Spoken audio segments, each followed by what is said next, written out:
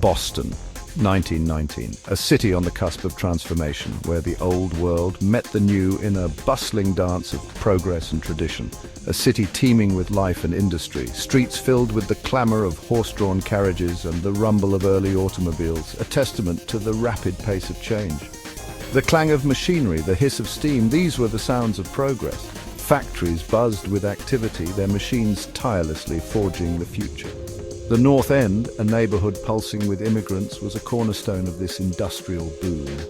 Here, dreams of a better life mingled with the harsh realities of factory work. Factories like Purity Distilling Company, churning out alcohol for beverages and munitions, dominated the landscape. Their towering structures cast long shadows over the city. Amidst the crowded tenements and bustling streets, few could have imagined the disaster that awaited. Life moved at a frenetic pace with little time to ponder the lurking dangers. The Purity Distilling Company, a behemoth of brick and steel, stood as a monument to industrial might. Its presence was both a source of pride and a symbol of the era's relentless drive. Inside, a massive tank, 50 feet tall and containing 2.3 million gallons of molasses, loomed over the neighborhood. This colossal container was a marvel of engineering, yet it held a dark secret. This viscous treasure, destined to become rum, represented both profit and peril. The sweet, sticky substance was a vital part of the economy, yet its potential for disaster was underestimated. The tank, hastily constructed and inadequately tested, held a deadly secret within its aging rivets. The pressure inside was a ticking time bomb waiting to unleash chaos. The stage was set for a catastrophe. The city, in its relentless pursuit of progress, had overlooked the fragility of its creations. The impending disaster would become a stark reminder of the perils of unchecked ambition. The molasses tank at Purity Distilling was a familiar sight to the residents of the North End. Standing tall and imposing, it was a symbol of industrial progress and the bustling activity of the early 20th century. Its sheer size was imposing, a silent giant watching over the neighborhood. The tank was a marvel of engineering, or so it seemed, casting a long shadow over the streets and homes below. Children would often play near its base, unaware of the potential danger lurking within. To them it was just another part of their playground, a backdrop to their games and laughter. The tank, however, was far from safe. Beneath its towering presence it harbored a dark secret. The structure was riddled with flaws, a ticking time bomb waiting to explode. Its construction had been rushed, shortcuts taken to meet the wartime demand for industrial alcohol.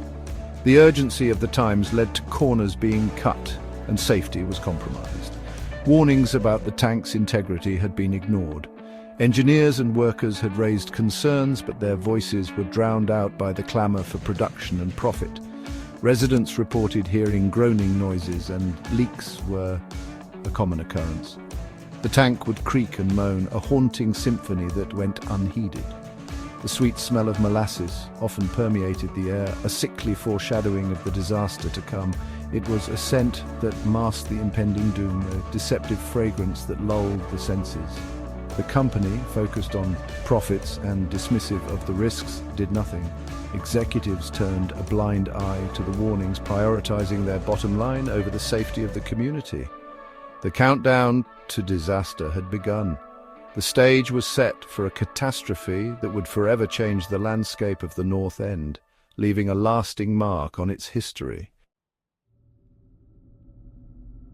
January 15, 1919, dawned like any other winter day in Boston. The city was blanketed in a layer of frost, and the streets were quiet as the residents went about their morning routines. A cold wind whipped through the streets, carrying with it the promise of another frigid day. The air was crisp, and the city seemed to be holding its breath. Lunchtime approached at the Purity Distilling Company. Workers, bundled in heavy coats, gathered for their midday break, unaware of the impending disaster. Suddenly, a deep rumble shook the ground. It was a sound that echoed through the streets, causing people to stop in their tracks and look around in confusion. The molasses tank, its seams bursting under immense pressure, erupted. The sound was deafening, a metallic groan followed by a thunderous crash. A wave of molasses, 25 feet high and traveling at 35 miles per hour, surged through the streets. It moved with a terrifying speed, engulfing everything in its path. The viscous flood smashed through buildings, tossed wagons like toys, and swept people off their feet. The sheer force of the molasses was unimaginable. The air filled with the deafening roar of the collapsing tank and the screams of those caught in the sticky torrent. Panic spread as people tried to escape the relentless wave. The wave, relentless and unforgiving, left a path of destruction in its wake. Buildings were reduced to rubble, and the streets were coated in a thick, sticky layer of molasses. The North End, once a vibrant hub, was now a scene of chaos and devastation. The community, known for its bustling activity, was brought to a standstill by the disaster.